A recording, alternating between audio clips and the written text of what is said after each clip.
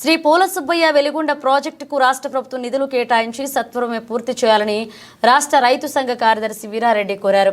ప్రకాశం జిల్లా ఎర్రగొండపాలెం పట్టణంలోని CPI party కార్యాలయంలో జరిగిన ఓ కార్యక్రమంలో పాల్గొన్న ఆయన మాట్లాడుతూ ఈ ప్రాంత ప్రజల ఆశాజ్యోతి అయిన కోటకట్ల రిజర్వాయర్ పనులు పూర్తి చేయాలని, టీవీ5 ఛానల్ని పూర్తి చేయాలని కోరారు.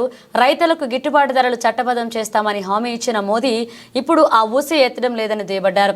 రైతుల విషయంలో కేంద్ర ప్రభుత్వం ఏవైతే హామీలు ఇచ్చిందో ఆ హామీలు అమలు రోజుల్లో ట్రాక్టర్లు, మోటార్ సైకిళ్ల ద్వారా నిరసన తెలుపుతున్నట్లుగా తెలిపారు. ఈ కార్యక్రమంలో కృష్ణగౌడ్, చెన్నయ్య, రామయ్య, తిరుపతయ్య పాల్గొన్నారు. గిట్టుబాటు ధరలను చట్టబద్ధత కల్పిస్తానన్న హామీని అమలు చేయాలని, ఢిల్లీ సరిహద్దుల్లో ఆమర నిరాదీక్ష చేస్తున్నటువంటి దలేవాల్ ప్రాణాలను కాపాడాలని దేశవ్యాప్తంగా ఆందోళన జరుగుతున్నాయి.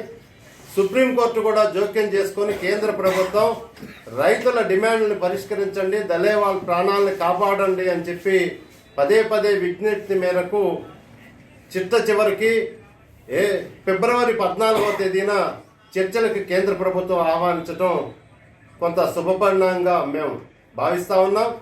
అయితే దీన్ని సంపూర్ణంగా ఇచ్చినటువంటి వ్రాతపూర్వక హామీని అమలు చేయాలని కోరుతూ జనవరి 26వ తేదీన దేశవ్యాప్తంగా C2+50ని పకడ్బందీగా అమలు చేయాలని, విత్తన చట్టాన్ని అమలు చేయాలని, రైతులపై పెట్టినటువంటి కేసులను ఉపసంహరించుకోవాలని, 745 పైగా మరణించినటువంటి కుటుంబాలకి ఎక్స్గ్రేషియా ఇవ్వాలని, నూతనంగా కేంద్ర ప్రభుత్వం తీసుకొచ్చినటువంటి మార్కెటింగ్ చట్టాన్ని, కార్పొరేట్లకు అనుకూలంగా తీసుకొచ్చినటువంటి మార్కెటింగ్ చట్టాన్ని రద్దు చేయాలని చెప్పి డిమాండ్లతోటి జనవరి 26వ తేదీన దేశవ్యాప్తంగా ట్రాక్టర్లు, బైక్ ర్యాలీలు నిర్వహించబడతా ఉన్నాయి. దానిలో భాగంగానే మన ప్రకాశం జిల్లాలో కూడా, ఒంగోలు, అదేవిధంగా అనేక ఇతర ప్రాంతాల్లో కూడా ఈ ట్రాక్టర్లు, బైక్ ర్యాలీలు జరుగుతున్నాయి.